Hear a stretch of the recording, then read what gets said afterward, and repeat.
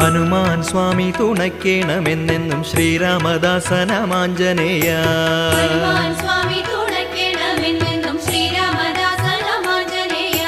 ശക്തിയിലങ്ങയ്ക്കു തുല്യം പ്രപഞ്ചത്തിലാരുമേയില്ലാത്ത സ്വാമിയാരേ.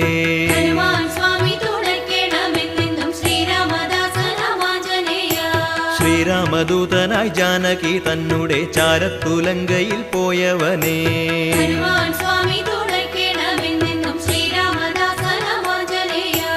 ഉത്തുംഗ കല്ലോല ജാലങ്ങളാക്കുന്നൊരഭിയെ ചാടിക്കടന്നവനേ.